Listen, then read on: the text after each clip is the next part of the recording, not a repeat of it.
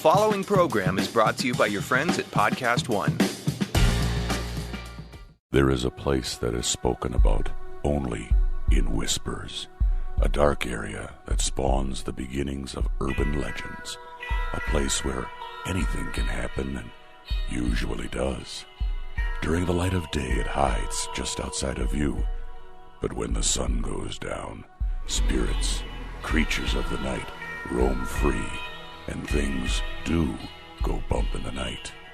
It is in every state and every country, and there is no escaping it, no matter how safe you feel behind your locked doors and latched windows. So we invite you to turn down the lights and turn up your radio while we join Dave Schrader and Tim Dennis, your hosts, on a journey into the darkness on the edge of town. Hello and welcome. You're tuned into the best in paranormal talk radio. This is Beyond the Darkness. I'm your host, Dave Schrader, along with me. Well, not really with me. I'm a little concerned. He's all the way out in Florida. No man's land. Well, every man's land, apparently, because that's where all the men live, and they're all crazy. Tim, are you safe? It's kind of an objective term, I guess. Have you been eaten by a crocodile? No. Have you been bitten by a snake? No. Have you been held up at knife point by a man wearing no pants and a Darth Vader mask? Yeah, they call it Thursday here. Yeah, that is true. Yeah. All right. Well, you're in Florida. Today is Supernatural News Day. Let's get the ball rolling. Where are we going to begin today's journey in supernatural news, Tim? The tourist attraction dropping its ghostly status because it's scaring people off, Dave. You know, haunted ghost tours are not what they used to be. And it turns out that when you show up to these things, evidently you get scared. Who knew? I didn't. I figured you just showed up to these things. It was a good old-fashioned, romp in the hay and you're gone. What? Romp in the hay? Well, yeah, I mean, you don't. I can never find you at these damn paranormal conferences. That's not what you do? No, you're supposed to be hunting ghosts and talking to people, not romping in hay. Oh. Good Lord, man. Oh.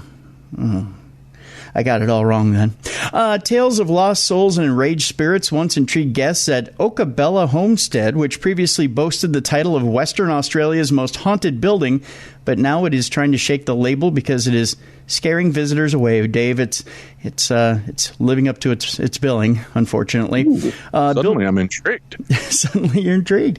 Built in 1851, the homestead was established only 10 years before its closest neighboring town, Northampton, which is 460 kilometers from Perth in the picturesque Chapman Valley. Its newest business owners, Belinda Turner and Brian Snelson, are turning over a new leaf because the haunted buildings are failing to attract visitors, particularly Chinese tourists. I had no idea they were that afraid. Chinese. Well, I don't know that it's that they're that afraid, but Chinese tourists love to go to these different places. Australia is huge for Chinese tourists. I had no idea. Yeah, and they love the paranormal, the supernatural. But you're saying it's even frightening them off. Yes. Yep. Ms. Turner said they were focusing on teaching people about the homestead's rich history and working with other community groups to offer things like stargazing, campfires, and bush tucker. What's a bush tucker, Dave? I don't know. Is it somebody that at night goes outside and puts a blanket around the bushes and goes, "Hello, mate, have a good night"? It must be. I shudder to think. There are some articles we have read online. It is quite interesting to read the feedback, she said. Not everyone is into ghosts, and that was definitely portrayed in the Facebook comments. People will not come here if they think it is haunted, so that is why we're bringing it back to the history. The Midwest region is a popular place for Chinese tourists, like locations like the Port Gregory Pink Lakes and the, is it Abrolhos Islands? Yeah, sure. Proving to be a major natural draw card. You do know I live in Minnesota, right? Well, I don't know the names of all these things. But you've been to this country, Dave. Yeah, but you know where I was? Practically your backyard. I was in Rougarou County. Yeah, Rougarou That's County? Australian for beer. Yeah. I was there, and that's it. That's it. So I don't know much. Melbourne, Sydney. I think I was in Sydney because I saw the Opera House. I mean, this is like your old stomping grounds. I mean, you practically went to high school much. here. I was pretty much forced. I was chained to a radiator in my room until I was called upon for the conferences. Yeah. I was fed gruel. I think. Yeah, I told you. Well, they wouldn't make scrambled eggs for me. They wouldn't? In Australia. It was crazy. Yeah, I'm being dead serious. But anyway, so there's a lot going on, is what you're saying, and it's so active that it's scaring people off. So they're going to actually turn their back on the paranormal aspect of this. Do they think that will stop the paranormal from happening if they just don't bill it as a paranormal hotspot? I don't know. Right now, I'm on the Chinese part of this deal. It says the Midwest region is a popular place for Chinese tourists, with locations like the Port Gregory Pink Lakes and, of course, the islands we were talking about. City of Greater Geraldton Economic Development Officer Hanji Davis grew up in Beijing and said haunted building and ghost stories are a major turnoff for Chinese people. I am Chinese and I have lived in Australia, but if you tell me that this place is the most haunted estate, then I would be scared, she said. She said marketing the region to Chinese tourists meant getting to know the culture. A lot of people think they have so much to offer, but without knowing and understanding Chinese culture, it is very difficult to find what appeals to the Chinese people, she said. Well, international tourist numbers have declined over the past year. The Midwest has seen an increase in Chinese tourist numbers. Ms. Davis said local businesses and attractions need to offer packages that provide a unique experience. They come here because in China, in the big cities, they do not see the horizon and they cannot see starry nights. So for that, the Chinese will come to Australia. Because we're flat Earth. Yeah, well, of course. I mean, no horizon when you have a flat Earth. I mean, you can see all the way to Washington, D.C. from there, I guess. Yeah, if you try. Yeah, you just got to get up high enough. The flat Earth and all. Ms. Turner said they understood Chinese visitors wanted to experience an authentic outback farm experience. The Chinese, we believe, are more interested in learning about our country, she said. They want to know how the original people ate, how they cooked their food, and we want to go down the line showing them good old Aussie tradition. The pair will still offer the occasional night tour of the old homestead for those brave enough to enter the buildings after dark. But Mr. Snelson said most of the time the homestead would host heritage tours, stargazing nights, and daily traditional high teas. We ourselves are more passionate about the history side of things, he said. The spiritual ghost side of things is something we are a bit less believing in. We obviously do not have the sixth sense to pick up on those sort of things. There you go. All right, that's what they tell us. I don't believe it. I've picked up on things. You've picked up on things. Yeah. And I'm not even talking about at the end of bar night, Tim. I'm talking paranormal experiences. Well, yeah, I mean, there's that too. Yeah. Mm-hmm. Mm-hmm. Or is that when bush tuckers work most? Yeah, I mean, the end of bar night. I like a good bush tucking after a heavy night at the bar. So. Who doesn't? Who doesn't? Yeah. The film studio behind Get Out and Paranormal Activity is coming to Hulu, Dave. Hulu? Yeah. Who knew? Hulu? All right. Yeah. What's going on? For a monthly horror anthology series that debuts this October. The narrow line separating television and film just got a whole lot narrower. Hulu announced that they have ordered a monthly horror anthology series from Blumhouse TV, the television arm of uber successful horror studio headed by Jason Blum. Blumhouse Productions has brought Get Out, The Purge, Paranormal Activity, and more to cinemas. The new series is titled Into the Dark and will debut a new supersized episode each month starting on October 5th for 12 months, according to a Hulu press release, with Variety first reporting the news. Each of the 12 episodes will be loosely based on or influenced by a holiday occurring in that month. Oh, I shudder to think about Arbor Day, Dave. I really do. Not Arbor Day. Yeah, that's the scariest of all holidays. Unfortunately, November's offering won't be Eli Roth's Thanksgiving, but don't hold that against us if it is. The first is The Body, not the Stephen King novella, though King's Castle Rock does debut on Hulu in July. It's directed by Paul Davis. The Body is based on Davis's short film by the same name and stars Tom Bateman of Murder on the Orient Express, Rebecca Rittenhouse of The Mindy Project, Aurora Perrineau of Blumhouse's Truth or Dare, David Hull of Crazy Ex-Girlfriend, and Ray Santiago of Ash vs. the Evil Dead. And Hulu has described the plot thusly. That'll be the only time I'll use that word today. Set in the selfie culture of Los Angeles on Halloween night, The Body follows a sophisticated, overconfident hitman who always carries out his work in style. He decides to take things even further one day by transporting his latest victim in plain sight, correctly assuming that self-absorbed LA partiers will simply be enamored with his elaborate costume.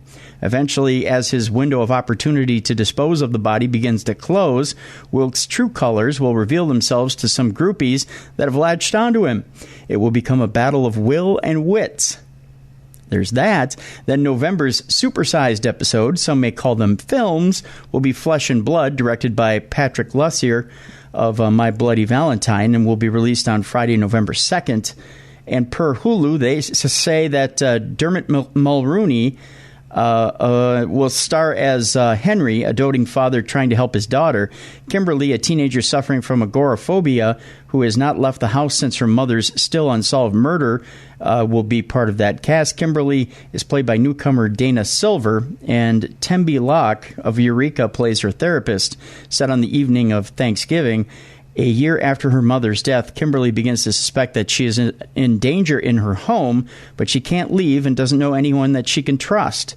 The headwinds of pop culture seem to be blowing in the direction of both serialization and anthology simultaneously. The most successful films in the world now, the Marvel Cinematic Universe, have adopted some serialization from television, while the most buzzed about TV shows, Black Mirror and American Horror Story, have adopted some film festival and anthological aspects from movies. Into the Dark appears to continue the two trends while also incorporating one thing in pop culture that never goes out of style, and that is horror. Horror, you say? Horror. Hey, I know I just shot you one of the stories recently. There's another TV show I'm pretty excited about coming out. They've been talking about this, and Into the Shadows is going to get the TV turn. Have you seen that yet? I did see the story briefly. You're talking about the hit horror mockumentary, comedy mockumentary, What We Do in the Shadows. It's being developed into a TV series for FX, documented by Daily Dead. FX has issued a press release announcing the What We Do in the Shadows series. The show will be based on the movie and will feature the same name. Each episode will be a half hour long, and the first season will consist of 10 episodes. Co-creators Jermaine Clement and Taika Waititi, hey, he did that Thor movie, didn't he? Will be the executive producers, and the pair also starred in the film alongside Johnny, I believe, is it Braw or Brew? Might be Brew. When What We Do in the Shadows was released in 2014, it quickly gained a cult following, and it remains one of the highest-rated horror movies on Amazon Prime. Out of over 3,500 votes, the film has 4.5 out of 5 stars. The movie follows 3 vampires, Viago, Vladislav, and Deacon, who have lived together for hundreds of years in Wellington, New Zealand. The mockumentary reveals how the bloodsuckers struggle with the minutiae of everyday life, like keeping up with house chores, paying the rent, and the drama that comes with having multiple roommates. The FX series will share a similar premise, but the trio of vamps will be living in New York City. There's no news yet on the cast for the series, but fans will probably love to see the original stars reprise their roles. It is. It's pretty cool. Have you ever watched the mockumentary? I have not, no. It's funny that they put it in horror. I mean, I get the idea because it's about vampires and werewolves, but it's really a comedy, and it is so well done. And especially kind of tapping into that market of the whole Twilight realm and kind of, cashing in on real reality TV. It's really well done, dude. I think you'd get a kick out of it. If you haven't watched it, try it out. Watch it. It says here, too, that there's also a feature-length sequel to the film coming out with a working title of Werewolves. And believe it or not, it's about werewolves. Awesome. Yeah, it says the sequel focuses on the werewolves that were depicted in the first film. The creative duo is also planning a New Zealand series, Wellington Paranormal, based on the 2 cops, Karen and Mike, who were briefly featured in the movie. The show was originally titled Paranormal Event Response Unit. There you go. The werewolves are hilarious. Yeah. They're proper. It's funny. It's there's just a cute scene where they come in. I think they're like passing by the vampires, and they start they're all in human form at that time, and they're kind of goading each other on like street gangs. Mm-hmm. And the one starts swearing, and the lead werewolf is like, hey, we're werewolves, not swearwolves. It's a really clever series, or a movie, I should say. So check it out. All right, where are we off to next? Next, we will go to Turkey's Coram, where a mystery girl shows up crying at a cemetery at night and becomes a sensation. Wow. Kind of an odd twist. A young woman... Now she's on tour with the Dancing with the Stars cast of Turkey? Yeah, unusually so. Yeah, they needed a bit of a change-up between acts, I guess. A young woman showing up at a cemetery and crying in front of a grave for 5 nights in a row has caused a stir in Turkey's central city of Coram.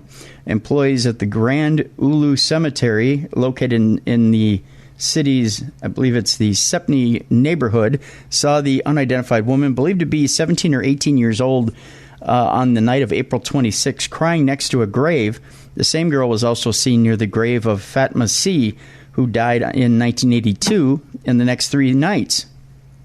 The issue turned into a local sensation, prompting officials to leave a note by the grave on April 30th, asking the girl to contact them if she needs help or support. The police launched a search operation to find the girl, as the locals were both curious and frightened by the incident. Many locals arrived on the scene to see whether the girl will come by the grave, only to be turned away by police. The girl, wearing black clothing and red shoes, came by the grave Tuesday night but ran away in the dark as the police were trying to catch her. On Wednesday, the police had to set up a security barrier around the cemetery to keep away some 300 curious bystanders, with some bringing snacks, waiting to see if the girl would come again. A group of youngsters tried to enter the cemetery through the wall with a ladder, leading to a brief scuffle with police and 4 people being detained. A night vision-compatible security camera and a photo trap were installed near the grave by the Coram municipality to capture the girl's footage and to identify her. The police conducted a thorough search in the cemetery and surrounding areas for 8 hours, but could not find any evidence. She is probably a drunk or drug addict. Omer Sen, a professional gravedigger who works at the cemetery, said as he dispels rumors among locals claiming that she is a ghost. It is impossible, Sen told Dogan News Agency, while lamenting the incident gave Coram a bad name. I thought You Give Love a bad name. I remember that. But them giving Coram a bad name? I don't know that Coram really has developed a really bad reputation. I mean, you think about the drug dens of the world, and Coram doesn't necessarily make the top 10. I mean, True. There's that, yeah. All right, where are we off to next? Well, a sheriff's office is responding to reports of a UFO landing in a field. Meanwhile, I'm watching Donald Trump speak about it on television, right on the old internet's webs there, Dave. We go to Princeton, where deputies with the Collin County Sheriff's Office were dispatched to call in the Princeton area after reports of a UFO with different color flashing lights landed in the field. Their hunt for an alien invasion was squashed, however, when all they found was a remote-controlled helicopter. Wah, wah. The department had fun with the investigation, though, talking about it with a tongue-in-cheek post on Facebook. Oh, you silly, silly police. It said, "Breaking news, we are no longer on the hunt for a UFO or alien invasion, but we could still use your help," the post began on Facebook. After arriving on the scene and thinking, this could be the biggest scientific discovery ever, we began our field search, the post continued. During the search for the UFO, we soon discovered we weren't hunting aliens and that our scientific discovery would have to wait for another day, officials continued on Facebook. What we discovered was a remote-controlled helicopter with the hashtag, "not as exciting as aliens." The helicopter is in the property room at the sheriff's office awaiting its rightful owner. Yeah. Weird stuff. All right, where are we off to next? Well, a ghost is flying straight at the camera in a spine-tingling footage from an 800-year-old graveyard. Tony Ferguson said he captured the moment. A controlling spirit flew straight at him as footage appears to show a smoky white figure heading towards his camera. A fitness trainer has claimed he was attacked by a ghost as he explored an 800-year-old graveyard said to be haunted. Tony Ferguson says he captured the moment that a spirit flew straight at him as he roamed the cemetery at St. Mary's Church in Ellinghants. I believe it's Hants. The 33-year-old's footage appears to show a smoky white mist heading towards his camera, which he claims was a ghost whizzing past him. Oh, you always want the ghost to whiz past you. Otherwise, you got an R. Kelly situation here, Dave. And we never want that. Tony, a personal trainer and paranormal investigator, says he decided to scout the cemetery and follow reports of a negative presence felt by visitors while tending to their loved ones' graves. He said after watching his video in slow motion, he believes that the spirit was a controlling gentleman trying to deter people from visiting the graveyard. Tony from Southampton added that he felt unwanted as soon as he stepped foot in the cemetery and claimed his footage was evidence that a spirit was patrolling the grounds. He said, "I don't usually investigate cemeteries. I don't believe that just because people are buried there that they must be haunted. But a few people got in touch to tell me they were concerned about their loved ones who are buried there. Every time they went there, they felt that there was this negative presence, and it was making them very uncomfortable." He also went on to say, "The whole time that I was in the cemetery, I could feel this bad energy. I felt like something didn't want me there. My REM pod, a device for communicating with spirits, kept going off as well as I was sure that there was something paranormal going on there. Then suddenly I heard this whoosh. It came out of a grave and it went straight past me. When I watched back the footage and actually saw the spirit flying at me, it was really weird. It was a very strange experience, but it was also great to have how you feel validated. You also wonder if it's just something in the air or your mind playing tricks on you, but you can't argue with visual evidence. If you slow down the footage, you can see the spirit is actually trying to manifest and take form.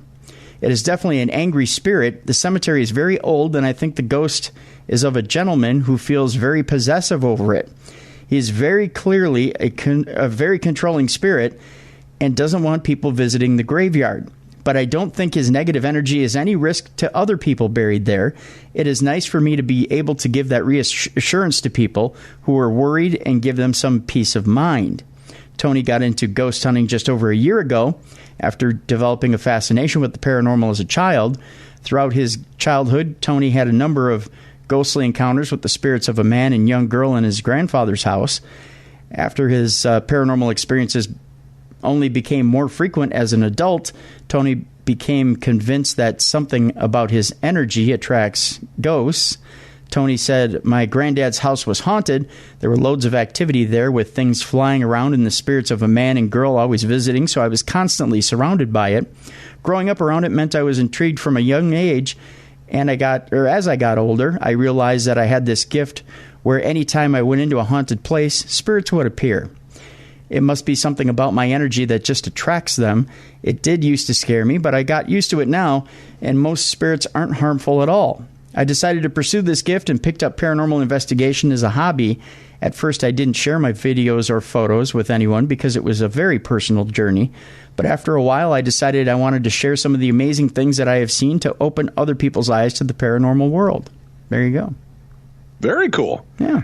All right. Hey, guys, don't forget Mother's Day is almost here. It's Sunday, May 13th. Have you gotten that special mom in your life anything yet? Remember, I mean, it doesn't always just have to be your mom. Maybe you've got an aunt that helped raise you or a grandmother that was important to your life. Maybe a godmother. There's a lot of reasons and a lot of great people out there that are deserving of a little happiness in their life. And let's face it, things aren't going great in the world. And wouldn't it be great to just, for a few shekels, Tim, put smiles on people's faces? Mm-hmm. And you know how you could do that? A little song, a little dance, a little salsa in your pants? How about flowers, Tim? Because you can't go wrong with flowers. That's true. Yeah. And friends of our show, FromYouFlowers.com has a fantastic deal right now for Beyond the Darkness listeners. If you go to FromYouFlowers.com/beyond, you can send 1 dozen mixed roses, Tim. How much do you think 1 dozen mixed roses for Mother's Day is going to set you back? This time of year, Dave, $65. Oh, Tim, you are wrong. You are so wrong. You want to try that again? $50? No, Tim. How about $19.99? I'll take it. That's what we do for you. If you need to really make an impression, though, you can upgrade to 2 dozen mixed roses and add a free vase for just $10 more, Tim. Wow. Yeah, $29.99 for a big arrangement of 24 roses and a free vase delivered in time for the mother of all holidays. Listen, you thought for a dozen beautiful, wild, and mixed roses at this time of year, maybe $60. That means you could get 3 different people a dozen beautiful roses, Tim, sent to them and cheer them up for what you thought you were going to pay for just one set. For $19.99, you get a dozen mixed, or for $10 more, you get 2 dozen mixed roses and a free vase. $29.99 for a big arrangement of 24 roses, the free vase delivered in time for the mother of all holidays. From youflowers.com/beyond. That's FROMYOU. FLOWERS.com/beyond. I'm going to go with 2 dozen. I think I mentioned this to you before, Tim. 1 for my wife and 1 for the memory of my mother. And we'll have them here together. And I'll have my mom's urn is right here in our prominently displayed in our home. And this will be a beautiful way to pay tribute to my mom and to the best mom I know, my wife. So that'll be a great way to do this. And how about you, Tim? Have you got your plan set? Have you ordered your flowers yet? Well, yes, I have. Oh, yeah. And where did you order them from, Tim? Well, where do you think From You Flowers? Well, yeah. You better have. From youflowers.com/beyond. Make sure you add that /beyond to get these deals. Plus, they guarantee the freshness and on-time delivery. But order today. Supplies are limited, and they will sell out. All right, Tim, where are we off to next in the world of supernatural news? We're going to talk UFOs, Dave. Okay, what's going on? Military pilots are interacting with UFOs in the local skies, or are they? That's the question mark here, Dave. What? Put a question mark after it, Dave, because that's the question. I'm being all cryptic and stuff. Wow. We go to Virginia Beach, Virginia, where recently released videos purport to show military pilots seeing UFOs, but what exactly are they seeing? The group, To the Stars Academy for Arts and Science, obtained the videos, say that they're evidence that pilots are coming into contact with unidentified foreign objects, not flying objects, Dave, foreign objects.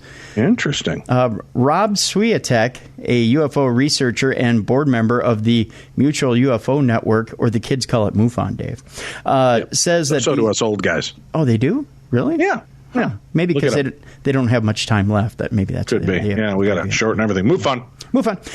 Say that these types of sightings have been happening for decades. We can't really explain it, Swiatek said. The UFOs seem to be moving in intelligent manners, intelligent patterns, and it does not seem to be a natural phenomenon. Each year there are thousands of reports of UFOs across the country and world. According to Swiatek, UFO investigators are generally able to determine explanations for the vast majority, but he says about 20% remain a mystery. Ultimately, I conjecture that we're dealing with another intelligence, but I can't prove it, he said. Following the release of the videos, there's a renewed interest in whether or not aliens are piloting UFOs. In December, the New York Times reported on a military program called the Advanced Aerospace Threat Identification Program, which looked into the reports of UFOs. Defense officials say the program's ended in 2012, but others say the work continues. There you go. Short but sweet and to the point. I like that. Short and sweet, just like my wife. Where are we going next? Oh, gosh. Look at this story. Do I even dare read this? Eaten alive, a woman is known for beauty, suffers a horrific death at a nursing home.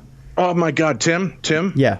I'm just forewarning our listeners, you are going to leave this story forever changed. Okay.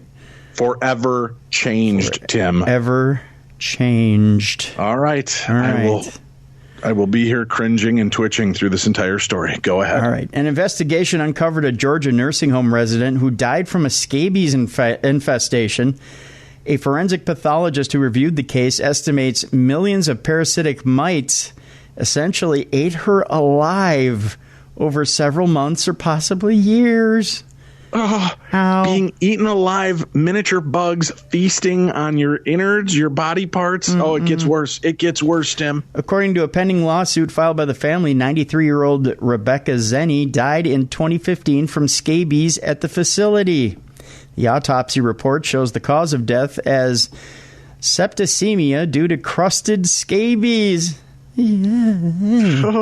State health officials were notified about a scabies outbreak at the nursing home multiple times, but did not inspect the Lafayette, Georgia facility. Zenny's family say their mother lived the American dream. She worked in a naval yard during World War II, modeled in New York City, and worked at a TV station in Chicago. Zenny's daughter, who declined to be interviewed on camera, says she moved her mother into Shepherd Hills Nursing Home in 2010. Health records showed Zenny suffered from dementia. Mike Prieto and Stephen Chance are the attorneys representing Zenny's family in a lawsuit against Pruitt Health, which operates Shepherd Hills Nursing Home, where Zenny died. I don't understand how. So imagine that real quickly. You're dealing with dementia, so people are pretty much ignoring your outlandish claims and things you say anyway. Yep. And if you're telling them that this is going on, you'd think, okay, well, I can kind of understand how nurses may have missed this, right? Mm-hmm. It could have been, but it gets worse, Tim. I don't understand how you can allow a human being to suffer needlessly, said Prieto. Scabies is a painful but treatable skin condition caused when parasitic mites burrow into your skin, lay eggs, and survive off of your body. Pictures of Zenny before her death show skin flaking off and one of her hands blackened. Chance claims staff were told not to touch Zenny's hand. There was a conversation at this nursing home with a healthcare provider about being careful about touching Ms. Zenny's hand for fear that it might fall off of her body. Claims Chance in an interview. At what point do you think maybe medical attention should have been called in? Right, hey, be careful. Don't touch her hand. It looked like it may fall off. Yeah, might want to get that checked. I don't know. I'm not. Listen, I'm no hypochondriac. I am now. Yes, right. Are you not itching right now? My skin is crawling. But this is horrific. This is what, folks, don't just put your people in an old folks home and forget about them. Visit, show them love and attention, whether they're all there or not. Part of you is getting through to them. And this couldn't go on. This shouldn't go on. Oh, her hand was blackening, and they were so worried they didn't want anybody to touch it. So does that mean she didn't get bathed, Tim? It's got to mean that, yeah. Oh, my God. Or barely bathed, one or the other.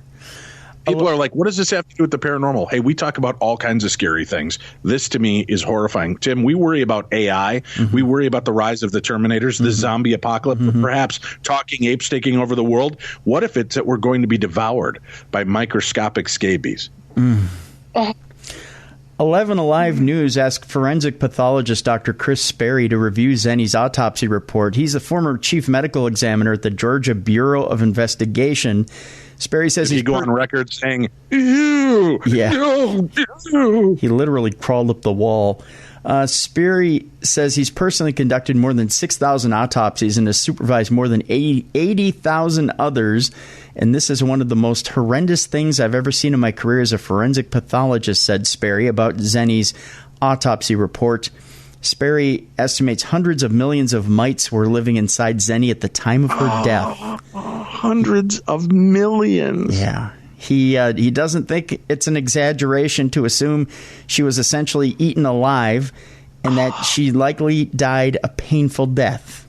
Having seen what I've seen with Ms. Zenny, I think that is frankly a good characterization, said Sperry.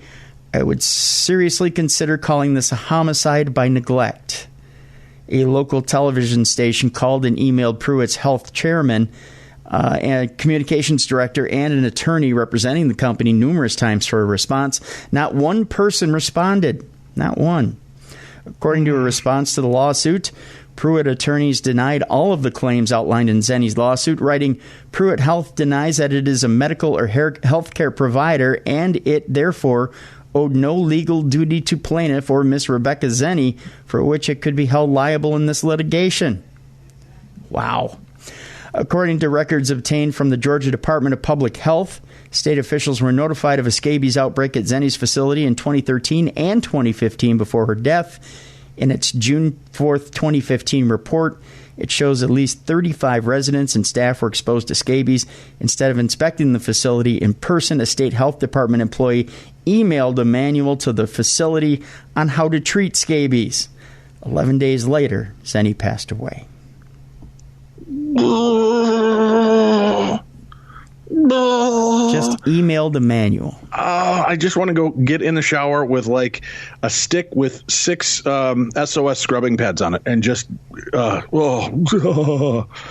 Did you hear the story about the news story about the woman who had the cockroach in her ear? Yeah, I think if it's the one I'm thinking of. She seems kind of lame now, doesn't she? Yeah. One cockroach, tens of millions. Yeah. Or was it? No, I'm sorry, hundreds of millions of scabies eating her alive. You got one cockroach. It's like a pet at that point, Tim. Yeah. All right. Let's switch it up to something a little more lighthearted. Wow. Prince Harry and Meghan Markle. We'll talk about their New York cottage home. It could be haunted, Dave. The young royal couple may be running straight into ghosts. Prince Harry and his soon-to-be wife, Meghan Markle, could end up living in a haunted house in the countryside, which has been dubbed by some as red brick horror if the Queen decides to give them the home as a wedding present. The monarch has been tipped to present the royal couple with York Cottage as a lavish gift when they marry in just 2 weeks' time. Prince Harry and Meghan Markle already have Nottingham Cottage in Kensington Palace, where they now live, so this would be their country retreat. I feel sorry for them. However, according to the Daily Star, their house is haunted by the ghost of Prince Eddie.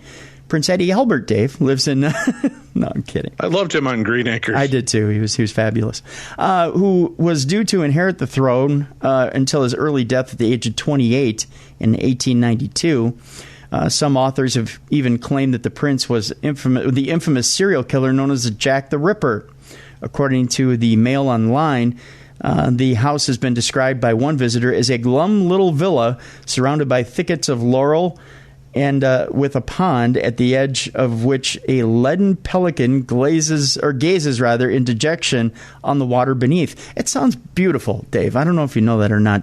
It also says the rooms inside with their fumed oak surrounds are indistinguishable from those of any Surbiton home. It sounds lovely.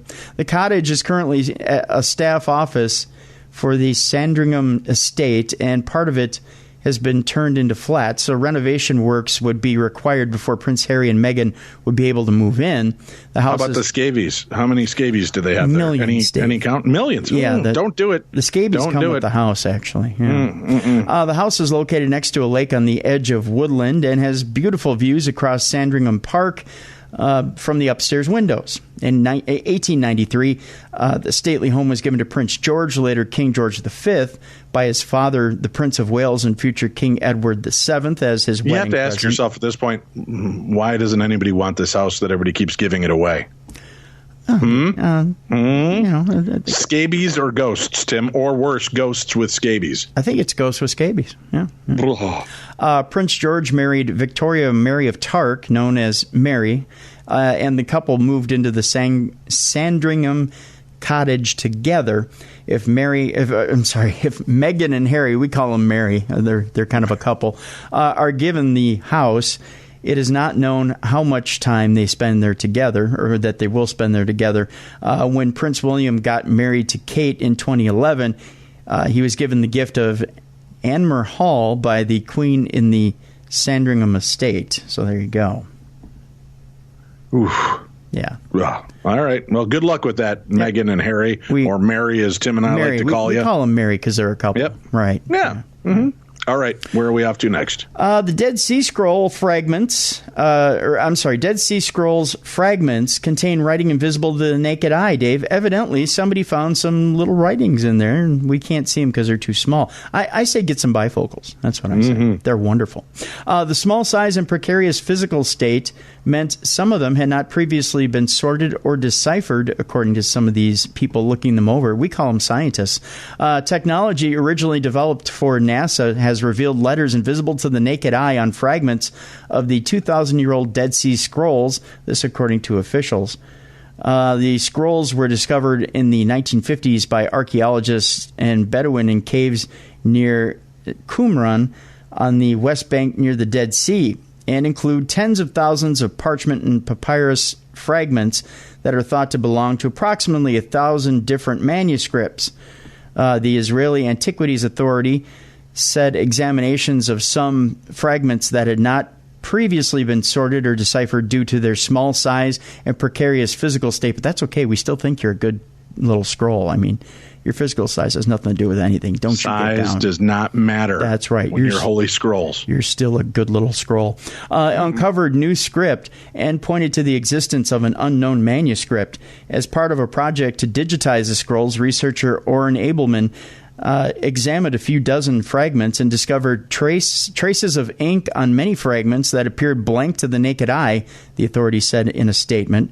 One of those fragments could not be attributed to any known manuscripts, raising the possibility that it belongs to a still unknown text. Other fragments have been identified as belonging to the books of Deuteronomy, Leviticus, and Jubilees. Oh, from the X-Men. I don't believe that's true. I'm familiar with her part of the Dead Sea Scrolls. I mean, it was kind of vapid and full of fireworks, but it was pretty good. One is from the Temple Scroll, which another has been identified as belonging to the Great Psalm Scroll. The authorities said the fragments provide new insights to researchers studying the scrolls. So there you go. Interesting stuff. Wouldn't it be funny if it's like the book we didn't know about and it's the punchline chapter and it's all like, hey, we've just been kidding. Go ahead, live life as you want. Boom. I think it's actually the part of the Dead Sea Scrolls that has the Bazooka Joe comic on it. Oh, that very well could be. Really tiny. You know what you need to do is you just take some silly putty and press it on the Dead Sea Scrolls. Oh, yeah. Rock it back and forth and then peel it off because it picks up all the writing. You'll be able to see everything, even the hidden text. Oh, yeah. Yeah. And then we can get the little joke of the day off of it. That'll be... do you think they were pretty good jokes back then? I mean, they're the originals. I doubt it. They're not even good jokes now. Yeah. All right. How many more do we have to go? One more story here, Dave. You know, we get a lot of letters and letters of people who say, I love clowns. I just love the clowns. Can't get enough of the clowns. The clowns, where are they now? I'm Robert Davi. No, sorry. Go on. So we saved the best for last, kids. A young mother dressed as a clown tried to make her boyfriend a human sacrifice. Wait, justifying... What? Yep. What? Justifying your fear of clowns. Although, you know, it would be kind of hot. Like we need the Halloween theme behind her. Ding, ding, ding, ding, ding, ding, ding, ding, ding, ding. So a mother dressed as a clown decided to sacrifice her boyfriend for a human sacrifice. Yep. Although it would be kind of hot if the old lady dressed up as a clown. You know what I'm saying? Oh, what? What? Oh, good grief. You know, that kind of porn's out there, Dave. I guess. A 19-year-old British woman was sentenced to 11 and a half years in jail in a bizarre incident in which she repeatedly stabbed her 17-year-old lover in her bed and said she blacked out and had no memory of the attack. Zoe Adams, hottest clown ever, and a mother, admitted to the charge of unlawfully and maliciously wounding Kieran Bewick, whatever, he's stabbed now, with the intent to do him grievous bodily harm, according to Cumbria police. Cumbria is a county in northwest England. I'm glad they put that there for me because I had no idea. According to the Telegraph, Adams had been dressed up as a clown, the cutest thing ever, and placed a pillow over, we'll just say it's Bewick's. I sound like Elmer Fudd. Bewick's head. Yeah, it does. Yeah, Bewick. During the sexual encounter. Oh, she's so hot. I want to meet this chick. Dressed up as a clown, put a pillow over his head, so there's a little asphyxiation going on. Cumbria's police said Adams explained to the court that it was to make it more kink, quote unquote. Dave, I want to meet this girl. I think she's going to be single real soon. I think so too. That opportunity may come quicker than you think. Yep. She then stabbed Bewick 5 times in his chest, arm, and thigh with a 10-inch knife. This according to the Telegraph. Yeah, she got a little too carried away with the kink, I'm thinking. His lung collapsed, Dave, and then he was rushed to emergency surgery in nearby Newcastle. I can say that 10 times fast. Text messages in court showed Adams wanted to make Bewick a human sacrifice. Yeah.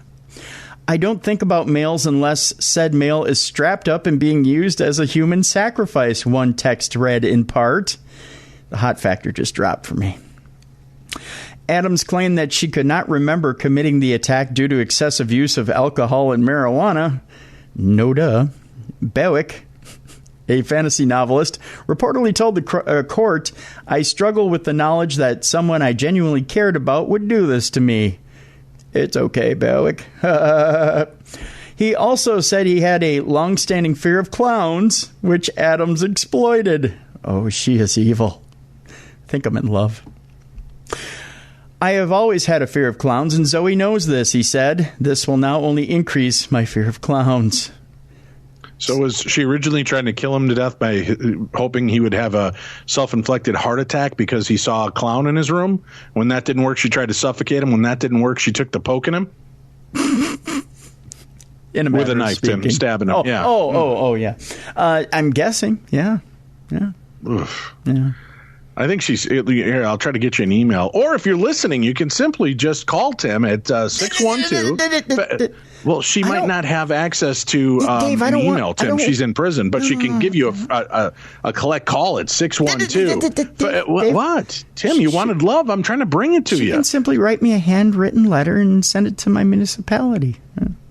Yeah, just send it right to his house. That's probably the best way to go. It's 1045. What? I don't want her to have my exact address.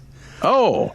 Okay, well, how about it's 1045 wink wink. What? I was going to give her the wrong last number. No, Dave. Oh. Just send it to the local post office and I'll come pick it up. All right. We have to take a break. We'll come back. We've got your Parashare stories, your encounters next on the best in paranormal talk radio. That's him. I'm me. And this is Beyond the Darkness. The hit true crime series, Murder Made Me Famous, is now on Podcast One, showcasing some of the most notorious crimes imaginable, including Scott Peterson, Jodi Arias, Ted Bundy, and more. See how murder made them famous. New episodes starting every Tuesday on Apple Podcasts, as well as PodcastOne.com and the Podcast One app. And check out the new season of Murder Made Me Famous, starting Saturday, April 14th on the Reels channel. Hey, this is Chris Jericho inviting you to the first ever rock and wrestling Rager at Sea. Picture this: rock and roll, wrestling, comedy, live podcasting, all on the open ocean from October 27th to the 31st, 2018, from Miami to Nassau. I'm bringing Hall of Fame wrestlers, some of the greatest rock and roll bands on the planet, and putting the first wrestling ring on a cruise ship ever. Don't be a stupid idiot. Make the list. Check us out at ChrisJerichoCruise.com.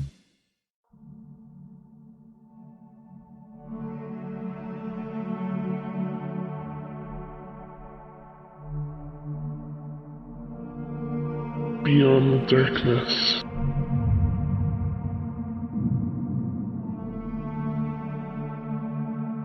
Hello, welcome back to the show. This is Beyond the Darkness. It's time now for Parashare, Tim. Do you know how that works?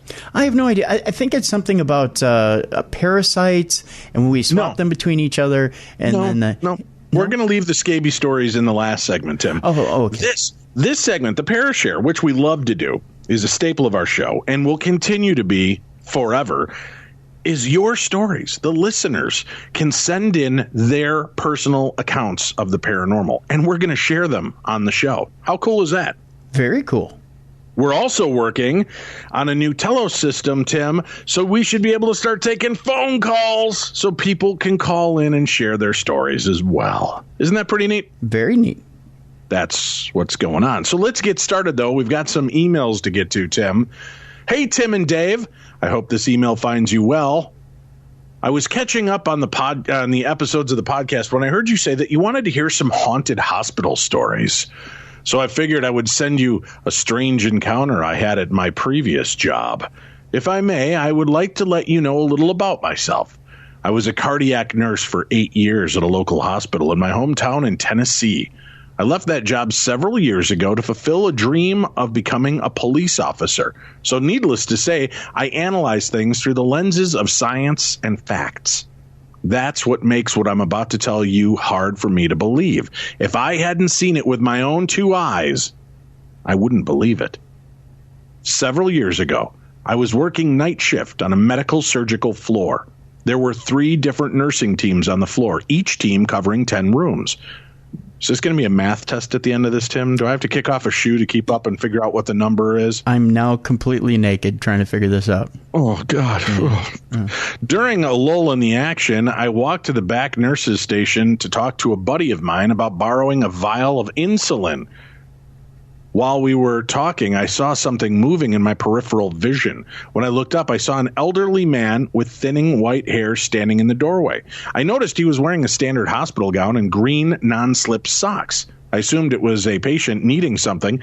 Often patients get bored just lying around, and if they need something, they just stand in the doorway instead of hitting the call light. I looked at this gentleman and said, "Give me a second, I'll be right in." He just smiled and walked back into the room. So after grabbing some insulin, I went into the room to see if he needed a refill of water or perhaps even a snack. As I entered the room, I stopped dead in my tracks. The room, Tim, it was empty. Uh-oh. And when I say empty, I mean just that.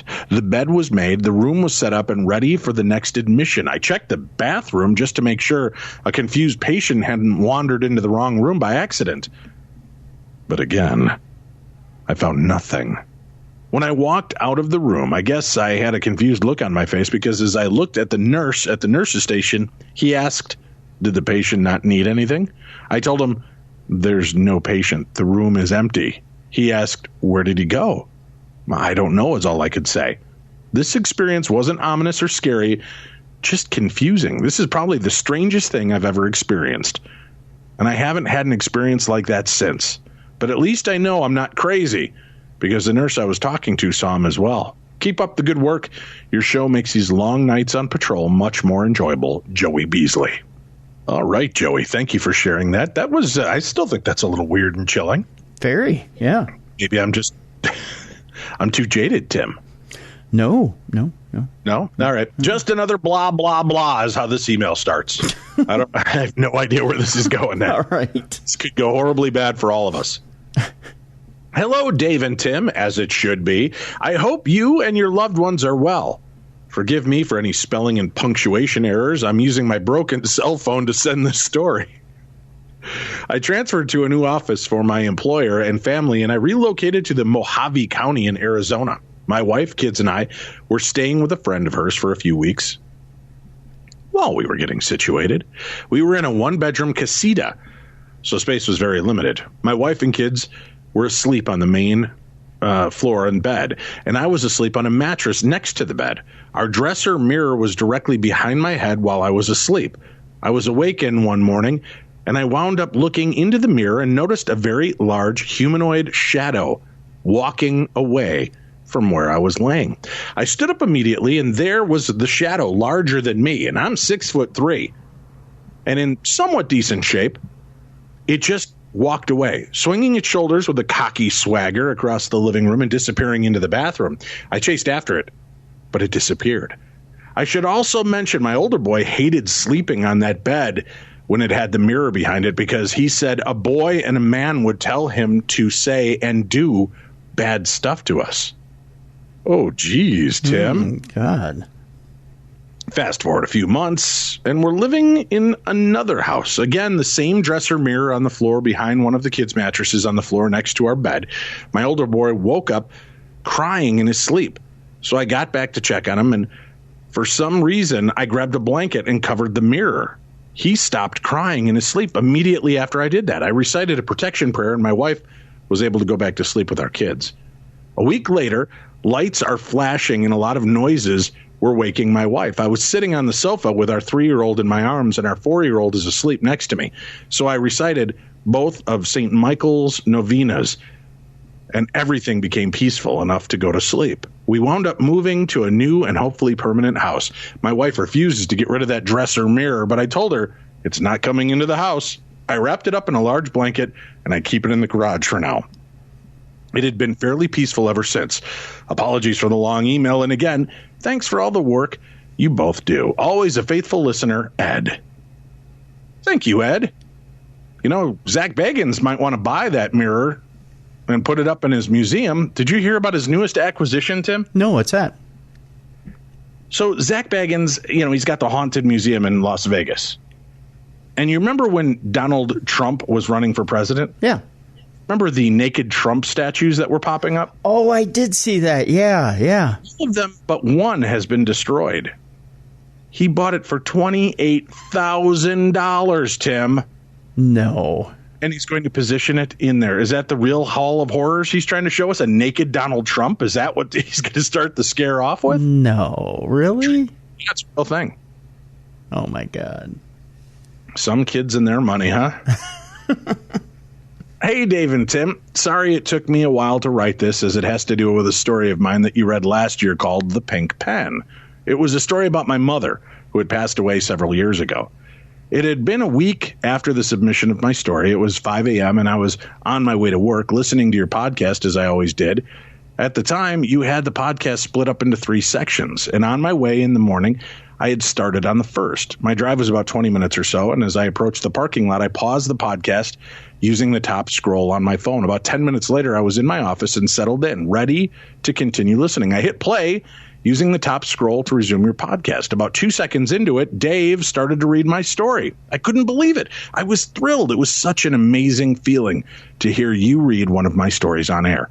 Once you were finished reading it, I paused it so that I could linger in the moment. But then as I sat there, I began to think, how strange, because you guys never do Parashare in the first hour of the podcast. It's normally in the third. So I immediately opened my phone, went into the app, and saw that it was exactly 13 minutes and 60 some odd seconds into the third hour. What the hell, I thought. What are the chances that my phone had glitched to that exact moment? I hadn't even gone into the app. I was using my top scroll to play and resume every time. After trying to debunk and come up with not a single explanation, I felt like maybe my mom wanted me to hear my story being played that morning, and perhaps it was her way of letting me know that she's still very much around. Hope you all enjoyed. I still listen to your show every chance I get. I'm hoping one day I'll get the chance to do one of your European trips. Till then, keep up the good work. Christine from Rockaway. Well, thank you, Christine from Rockaway. What a great update on your story. Hey, we're going to Romania. You can check that out. Go to darknessevents.com. All the events I'll be a part of, including my Romanian trip, which will be taking place in September of 2018. There are still a few slots available. You just go to darknessevents.com, click on any one of the banners, and you'll be able to check out all the information there. All right. Here's an email, Tim. Are you ready for this? Yep. Hi. I'm a new member here. I guess I would describe myself as someone open to the possibility of paranormal, but not really into it big time. This is the first paranormal forum I've ever joined. Perhaps I will join a local one also. I think I got a feeling he copied and pasted this from somebody's website. Well, anyway, this happened about 25 years ago. It happened only once, meaning it hasn't followed me around like some people report. I was driving in Torrington, Connecticut. While driving up a kind of crummy industrial street, I looked forward to see how the street was twisting. Well, about 100 yards ahead of me on the driver's side sidewalk, I saw a figure. I could tell he or she was 1, dark, 2, tall, 3, walking very fast as if in a hurry to get somewhere. Now, my wife was in the car also. I kept my eyes on it. As I approached him or her, perhaps within 30 yards, he suddenly whipped around, Tim. He whipped around looking straight at him. Whoa. Now I saw the entire figure, dressed all in black, big, floppy, black leather hat, big, floppy, black cape, black suit, except for a white shirt with perhaps a red string tie, black pointy boots or shoes. He was very tall, over 6'6", and extremely thin. His face, well, it was very long and thin also. He had a jutting jaw, huge dark eyes, heavy brow, and his most prominent feature, an absolutely incredibly long nose. I mean, stunningly so. He was grinning, but not a friendly or cocky grin. It was a menacing, mean grin, a grin that someone would use when they were saying, "I got you," or something hideous like that. And he kept looking at me as I drove past him. Just me, not the car, not my wife, nothing but me. Or so it felt. As I drove past him, I looked in the rearview mirror. He kept his eyes on me. His grin was wider, and perhaps he was laughing. I'd forgotten. I kept driving until he was out of sight. My wife saw him. She confirmed what I saw. Nowadays, though, she isn't so sure. Was this thing perhaps the Hat Man? I've read up on this, and while some things match, others don't. His features were clear, not shadowy. but I was filled with dread, even though it was daytime and there was nothing to really get freaked out about. I don't really shake easy, but he got burned into my head and has been there for 25 years. I've never seen him again. He didn't follow me, and thank God I couldn't handle that. But there was something sinister about him. Usually if I see a weirdo, I may feel sorry for him or her, but this wasn't the case. I was scared, plain and simple. Any ideas? Am I just making a mountain out of a molehill? Thanks for any advice. I'm looking forward to hearing from you. I thought that this was my first and only time seeing this character. I even began feeling guilty that I thought this poor soul may have been evil, but now 20 years later, to my amazement, I had a second encounter with this thing. This time under much more puzzling circumstances. I was driving home from work, the road damp from a slight drizzle that had stuck around all day. I'm usually a fast driver, always driving the max speed allowed by Connecticut law. I'm not used to being passed by other vehicles, but looking in my side mirror, I could tell that a car was about to pass me with ease. As he pulled even with me, the car slowed down in order to match my speed and stare into my car. At first, I thought it was a friend who recognized my vehicle. Looking into the car, I saw a man driving all decked out in a big Three Musketeers type hat. I thought he was simply a weird dude until he turned to meet my stare, and it all came rushing back. This was the same guy, or looked like the dude I saw 25 years ago. Same gigantic nose, cheesy mustache, and goatee. Same huge chin. And then he smiled. And it all came flooding back, that terrifying, taunting, evil, teeth-filled grin that sends shivers up my spine. And then something really weird happened to him. Throwing his head back in what I saw as a terrific laugh, or a terrifying laugh, he sped up and pulled ahead of me in the left lane. Then I experienced something I cannot explain. When he was about 20 yards ahead of me, he suddenly took a right-hand turn at 70 miles an hour. He didn't pull into my lane. He just made a 90-degree turn like one would do when turning the corner of a street. I missed his rear quarter panel by mere inches.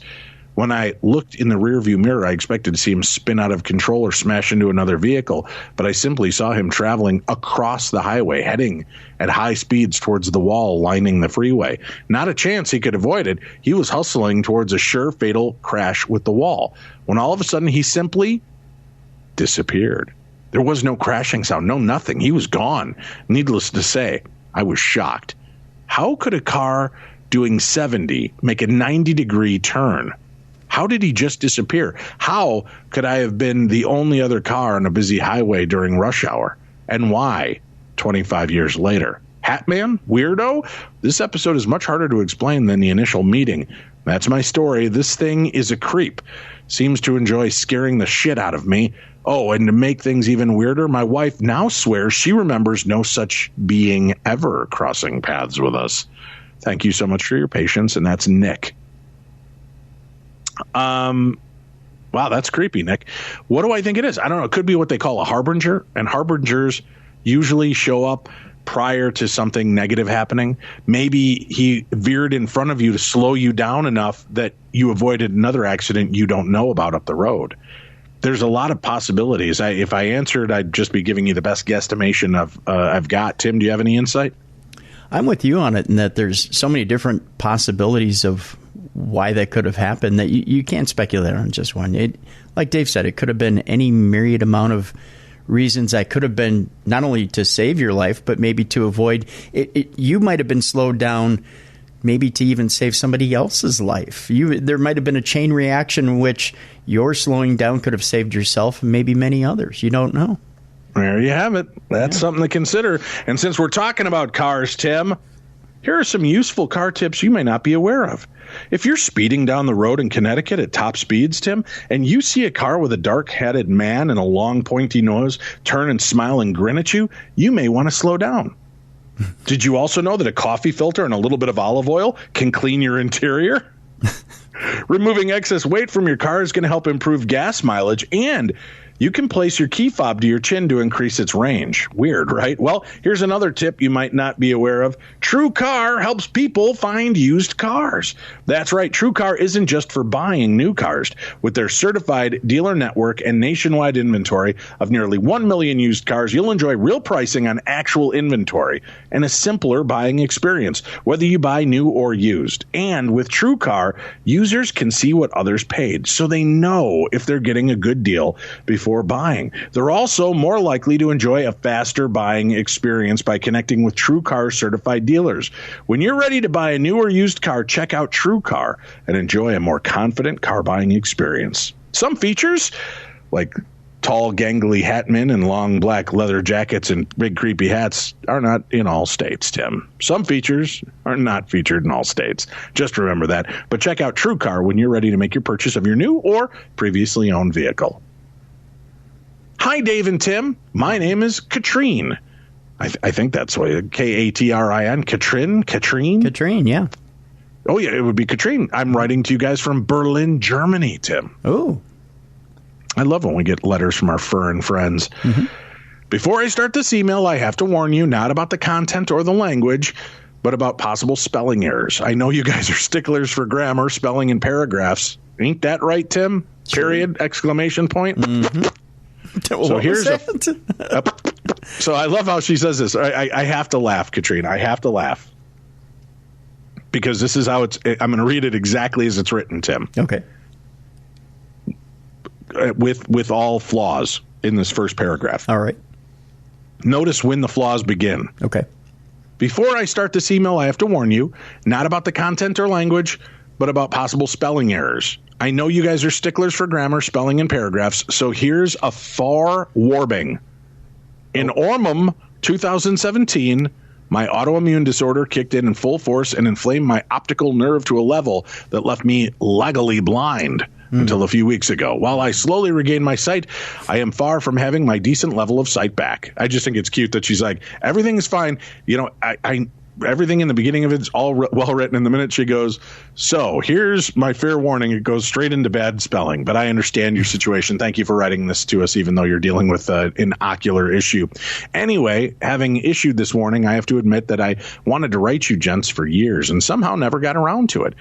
A lot of episodes tickled my interest, but as per usual, I never found the time, or someone else chimed in before me, like the gent that pointed out that the supposed Bigfoot sounds she captured on tape were obviously coy wolves chit-chatting amongst themselves.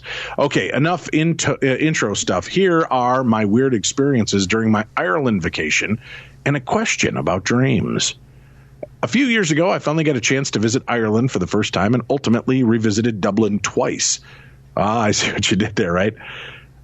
Her visit was Dublin twice. Dublin twice. It doubled. Anyway, like most women, I'm famous for having absolutely no sense of direction. None. She says that, not me, Tim. I'm not going to put that stereotype on women.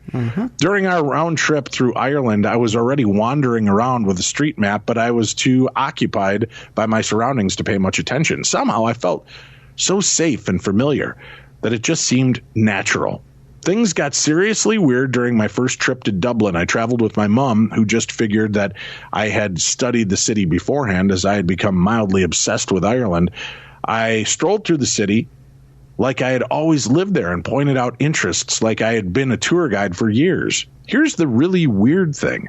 One of the places we visited was an old jail that had held prisoners from the Independence Uprising and was later used as a setting for several movies. While the place might have been slightly familiar from movies I had seen, it felt utterly and completely familiar as soon as we stepped into the main building. Even though I felt the sadness, fear, and depression and desperation that always hovers in these places, there was also an instant feeling of being protected, safe, almost as though someone constantly had their hand on my shoulder whispering, "It's okay.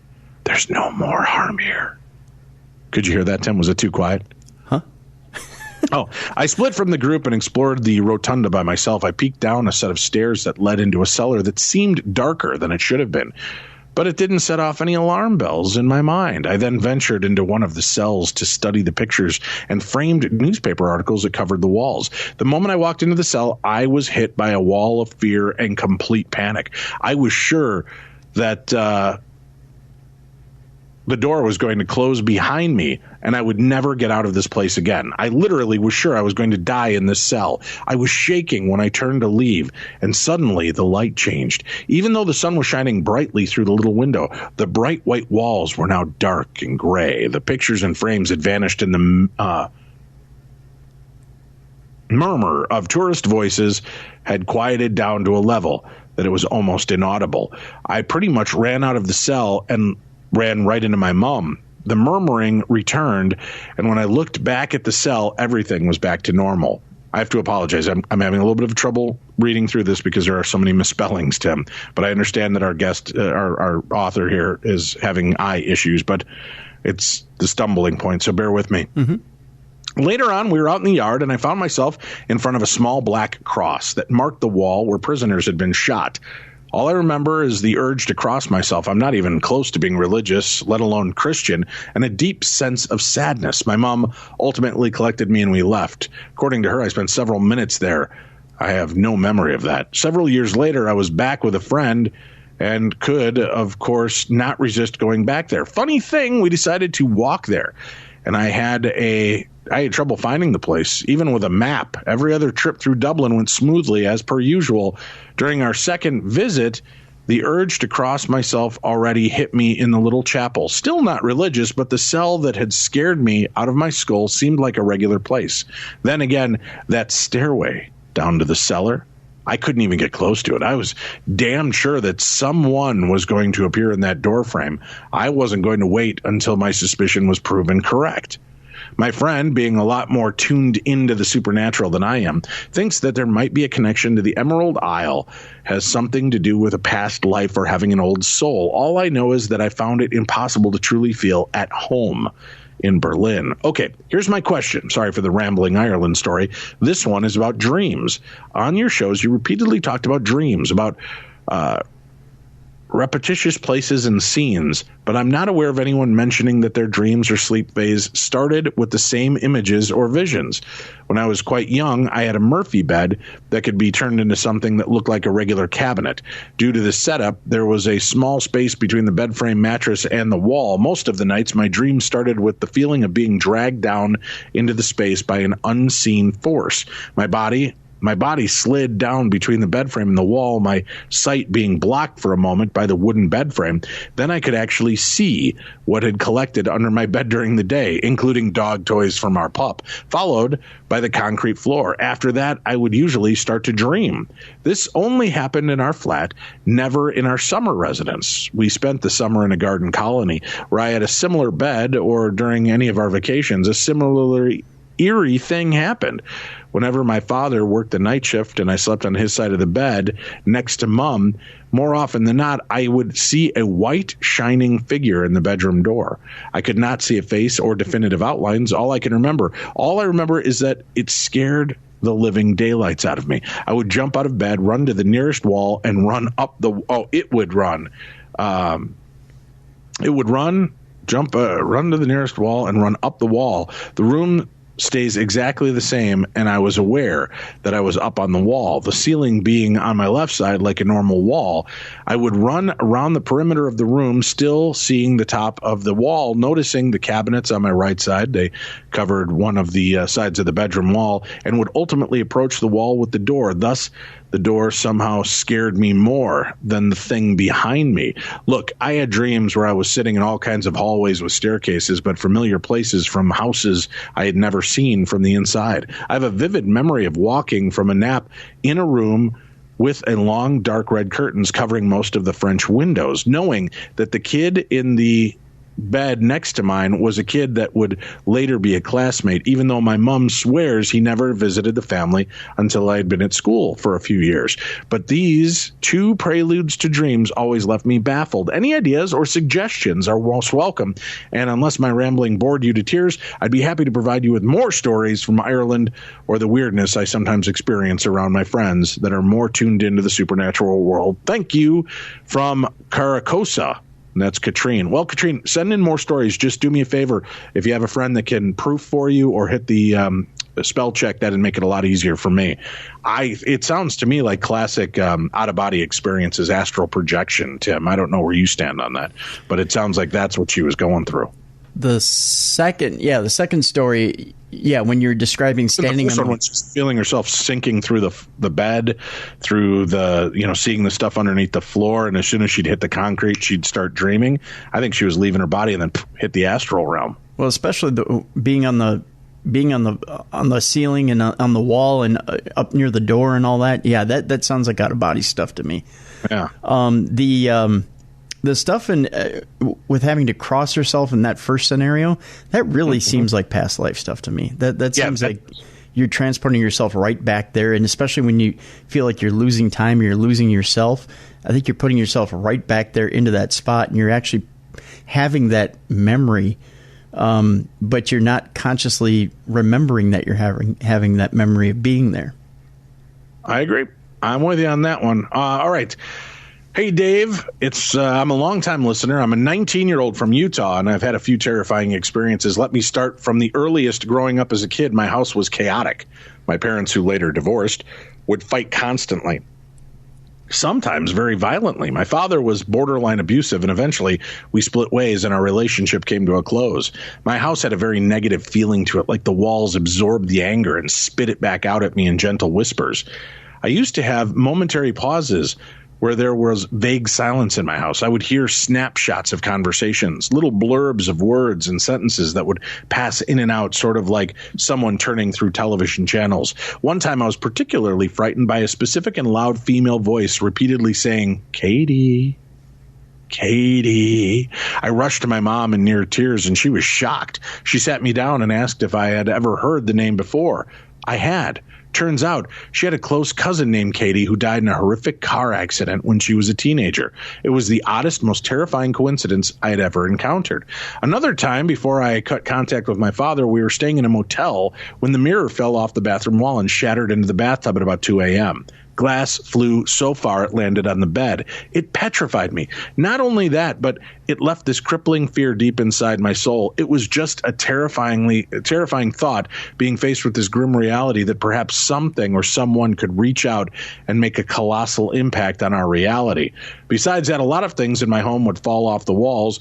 There would be knocks at night. I would see shifting shadows out of the corner of my eye. And at one point, I felt something almost evil slash my back.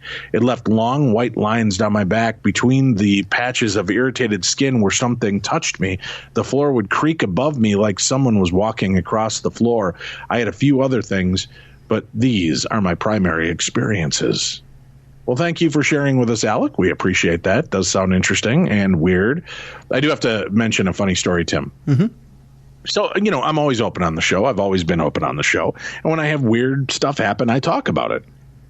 So I got an email the other day, and this person's like, "Oh, so you moved into another haunted house. You need to go get a mental checkup." And, of course, the person's using a fake email forwarding address. Yeah.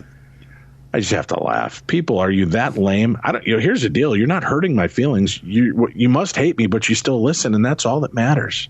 So I'm just going to send you a little electronic hug right now. That little hug from me to you. Thank you for listening. Whether you like me or not, thank you for being there and letting us take up your time. Oh. I'm a giver, Tim. I'm a giver. You are. All right. Okay. Ready, Tim? Ready. Our next and final email of the evening. All right. This is a long one, so we're going to get to it.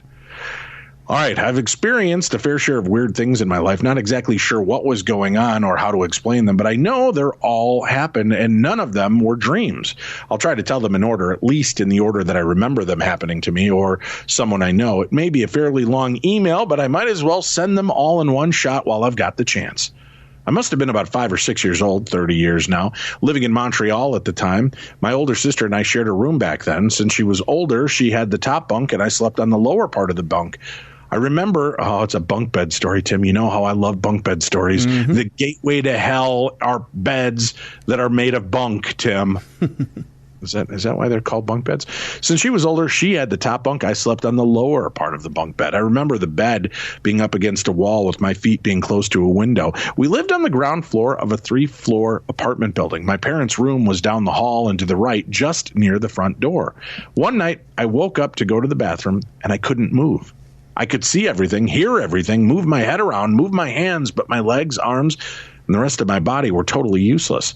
I couldn't move them to save my life. Not sure why it didn't bother me at first, just thought it was a little strange, but went right back to sleep. I woke up again a little later that night, I guess still having to go to the bathroom, but was still unable to move. At this point, I'm getting scared. I couldn't see anything out of the ordinary, but I could literally feel something sitting on me. It felt as if someone were kneeling on my chest, pushing my body down at the shoulders. I could feel this, but visually, there wasn't anything there. So now I'm crying and I'm terrified. I tried to call out to my sister, who was sleeping just a few feet above me, but I couldn't speak.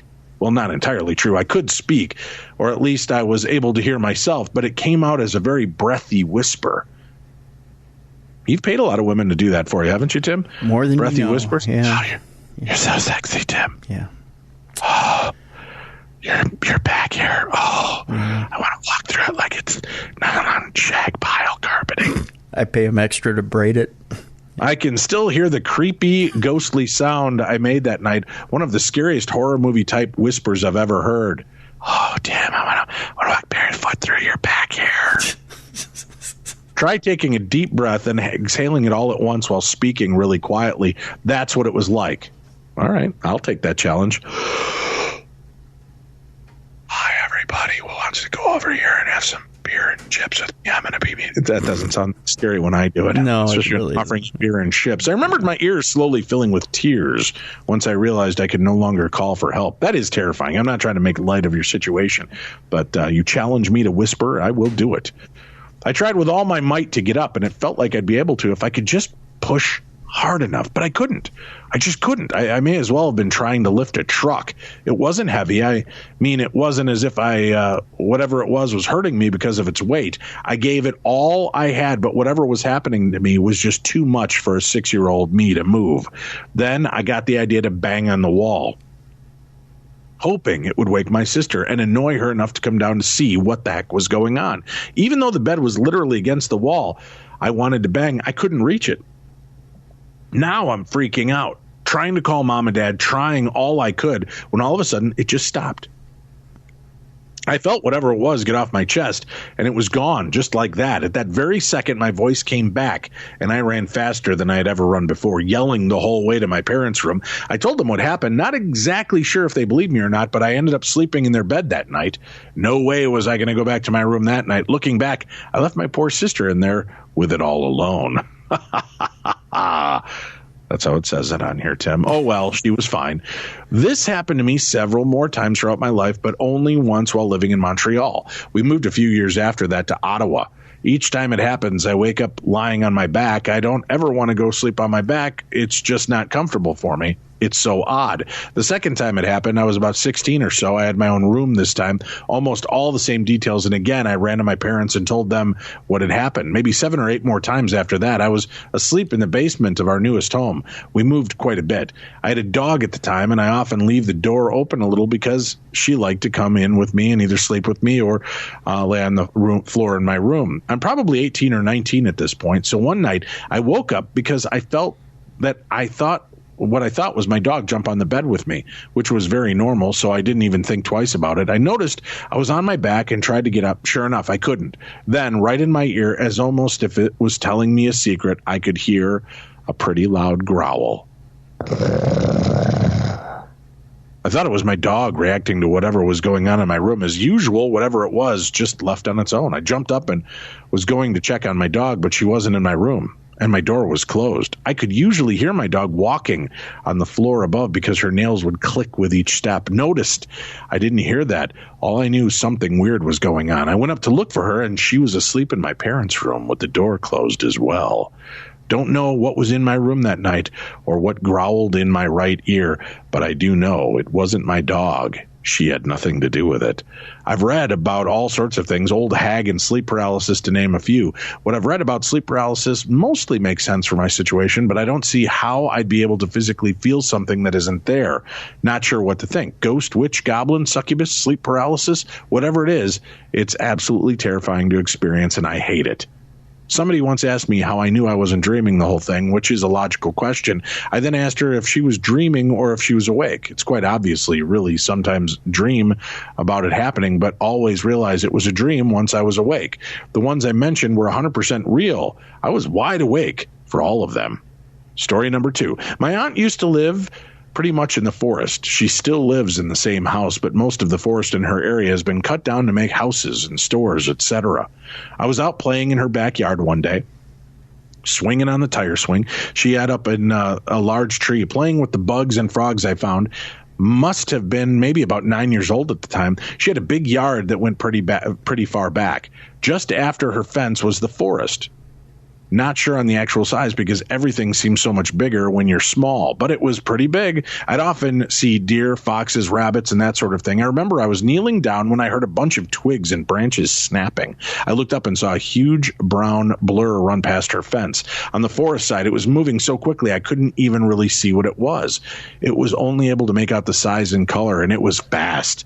I ran back to the house and remember my mother and aunt asking if I was okay. I guess I must have looked as if I had seen a ghost, but I told them everything was fine. Years later, I mean maybe 15 years later, my sister and I were talking about the good old days of when we were kids and the things we'd do. She mentioned something about seeing Bigfoot in our aunt's yard one day and mentioned how fast it was. I immediately got defensive thinking she was making fun of me, then quickly realized I'd never told her or anybody about what I saw that day. Either there was something out there back in the 80s and early 90s, or we both saw something that never happened. Story number 3. I like this, Tim. Just a bunch of stories in a row. Real easy. Bam, bam, bam, bam, bam. Yeah. One night I was getting ready for bed, brushing my teeth with the bathroom door open. I was standing facing the mirror, which was facing down the hall, with my sister's room on the same side as the bathroom and my parents' room right in the corner. So their room is right next to the bathroom. While brushing my teeth, I saw a small cat-sized blur zoom past the bathroom door and into my parents' room. We didn't have any pets, so I wondered what I just saw. I stepped into the hall and noticed my sister standing there, looking toward our parents' room.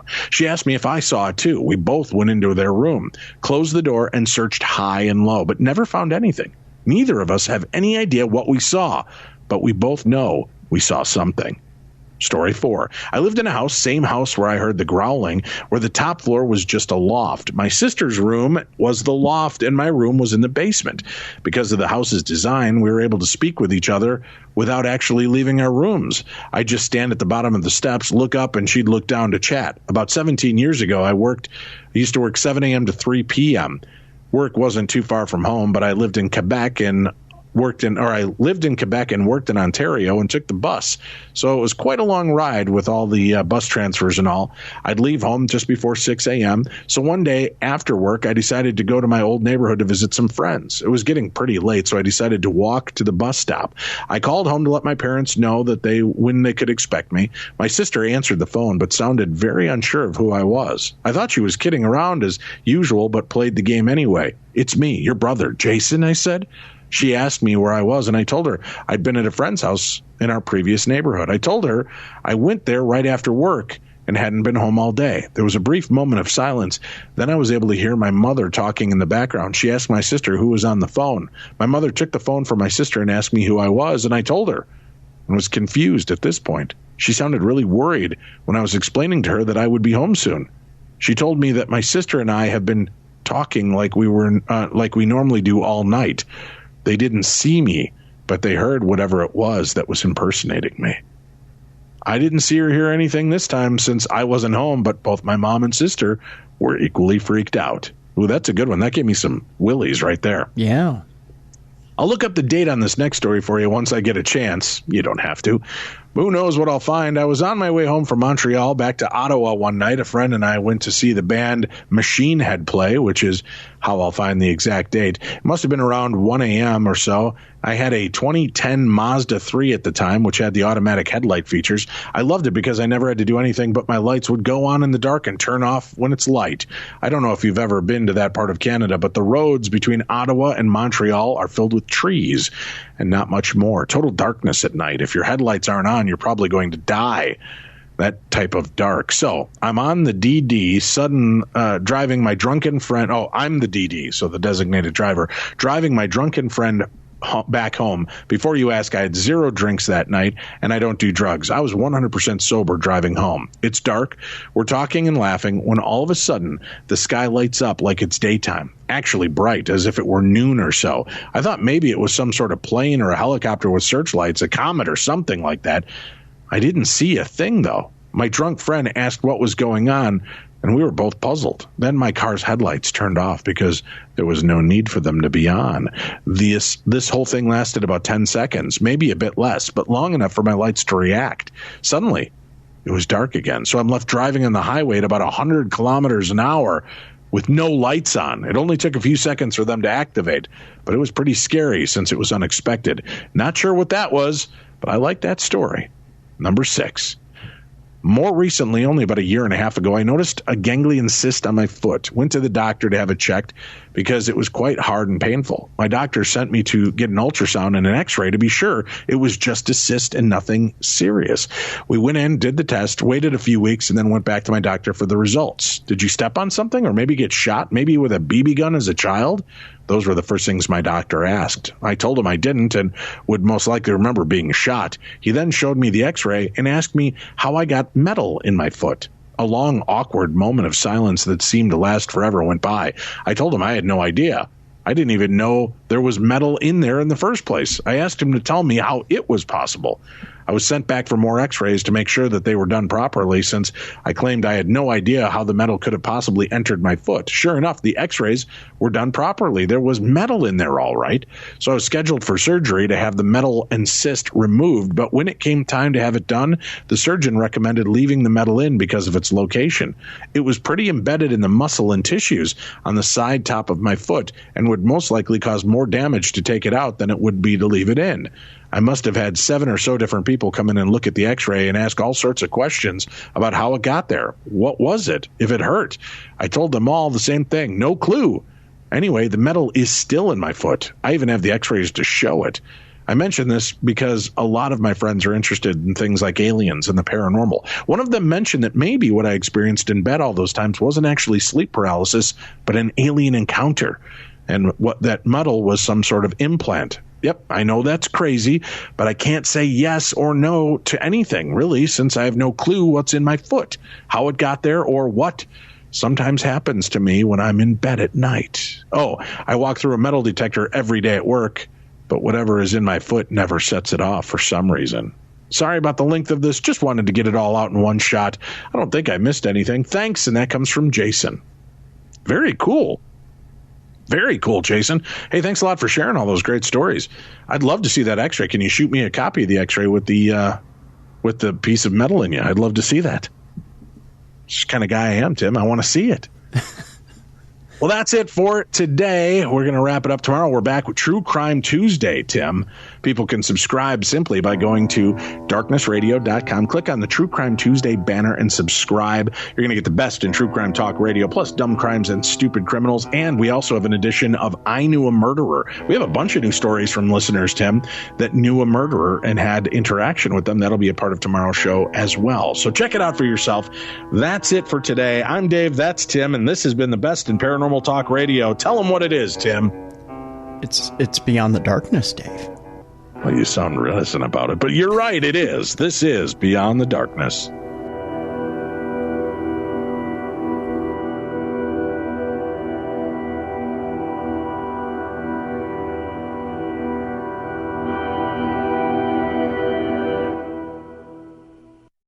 Volcano damage. I'm Ed Donahue with an AP News Minute. It's not clear when Hawaii's Kilauea volcano is going to stop erupting. At least 26 homes have been destroyed. Lava is spewing several hundred feet into the air. Steve Clapper lives near the volcano and said if this was a fire, it would be easier to deal with. Okay, that tree's on fire, I better leave. But, there's a crack in the ground. Well, I've seen cracks in pavement before, but I didn't know that meant that there's a lava tube underneath there. Molten rock, toxic gas, and steam have been bursting through openings in the ground created by the volcano. On Twitter, President Trump says what he calls the Russia witch hunt is rapidly losing credibility. The president is also defending Gina Haspel, the nominee to head the CIA, who has come under fire because of her involvement in detaining and brutally interrogating terror suspects after 9/11. The president tweeted, Democrats think she's too tough on terror. I'm Ed Donahue.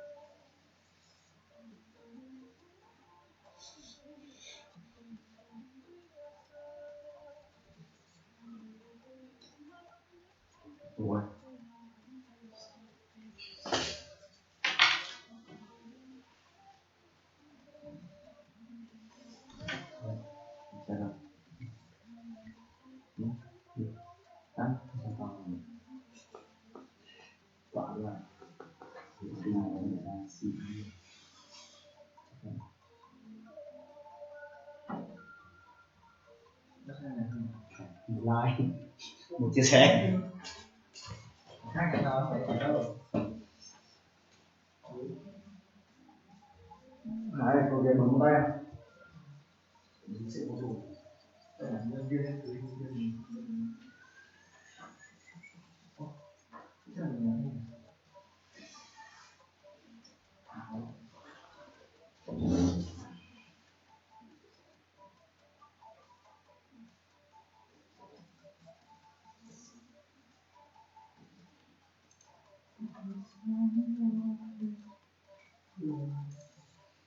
Anh sẽ chờ em dù sớm khi có cảm hứng.